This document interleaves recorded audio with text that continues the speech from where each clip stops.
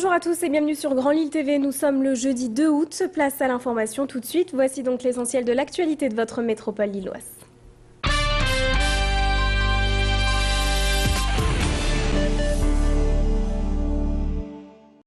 Le camp d'Élem et Villeneuve-d'Ascq seront bien démantelés. C'est Michel-François Delannoy, en tant que premier vice-président de Lille Métropole, qui le confirme ce mercredi soir.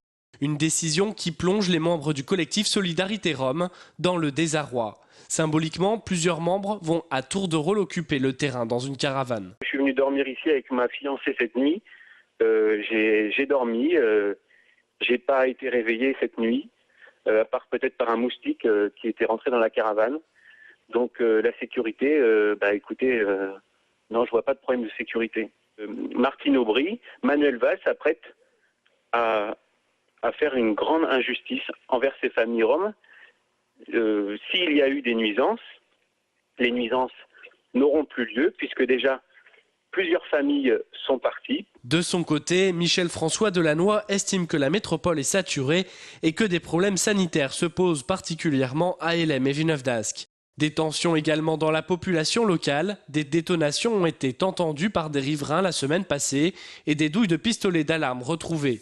Sur les 2800 gens du voyage recensés dans la métropole, seuls 1 millier seront accueillis sur 4 sites qui vont être créés prochainement par la communauté urbaine. La localisation des zones d'accueil fait encore l'objet de discussions. En cette période de ramadan festive et familiale, l'épicerie solidaire dans le quartier Epeul à Roubaix propose aux musulmans défavorisés ou isolés de rompre le jeûne ensemble.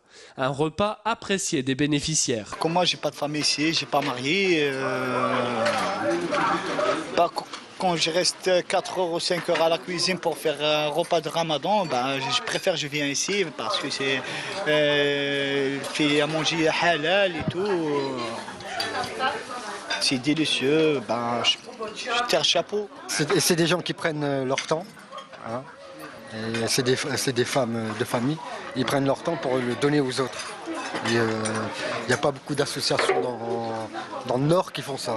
Tous les jours, Karima et son équipe de bénévoles récupèrent des dons de commerçants, un défi au quotidien pour innover et faire un repas différent chaque soir. C'est une charba. C'est quoi? Alors c'est une soupe au vermicelle avec de la viande d'agneau, la sauce tomate et ainsi de suite. Et là-bas, qu'est-ce qu'il fait? Là, c'est un peu de cœur. C'est pour une personne qui est malade et c'est spécial pour lui. Donc on lui fait toujours son petit plat à lui spécialement. Sinon le repas aujourd'hui c'est de la charba, là il y a des feuilles de briques, il y a des croquettes de pommes de terre. Ensuite on attend que les gens arrivent et ils auront des boulettes de viande hachée avec une sauce aux champignons. Au-delà de la fête, l'esprit du ramadan, c'est aussi le recueillement et la solidarité. Je suis super contente. Bon, d'un côté, je suis malheureuse qu'ils n'ont pas de chez soi. Ils ne peuvent pas faire le ramadan tout seul, en famille. Mais d'un autre côté, je suis contente parce que je me dis, enfin, j'ai réussi. J'ai réussi à ne pas les laisser manger dehors. Et puis, on est super fatigués, mais quand on voit ça, tout de suite, on est reboosté pour demain. Une 50aine de personnes bénéficient de ces repas chaque jour. Fin du ramadan le 19 août. Pas de vacances pour cette entreprise de fournitures scolaires. La société tourne à plein régime avec ses saisonniers pour la plupart étudiants. La commande vient directement des associations de parents d'élèves. Les commandes groupées présentent certains avantages pour les familles. Le but du jeu, effectivement, pour ces familles, c'est d'abord de gagner beaucoup de temps parce que les listes sont parfois assez complexes et c'est parfois difficile de trouver dans les grandes surfaces.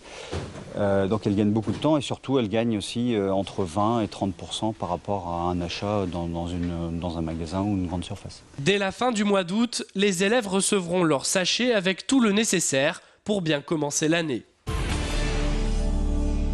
Alice, 17 ans, est très sensible à la cause animale.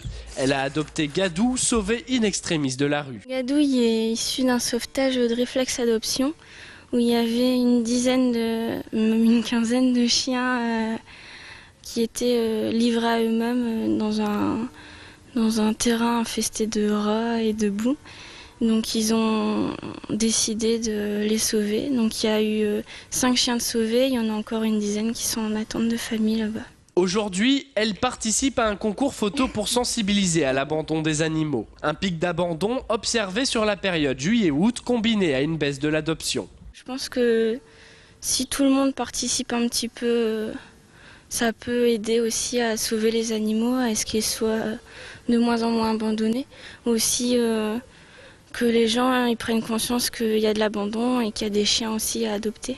Un concours organisé par l'association Coup de pouce en partenariat avec la LPA de Tourcoing. Ce que l'on demande, c'est d'avoir uniquement la photo de l'animal et non pas des propriétaires.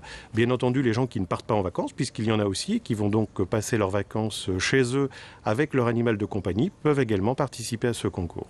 Si vous souhaitez y participer, vous avez jusqu'au 30 septembre. Un appareil photo numérique est à gagner pour les plus créatifs.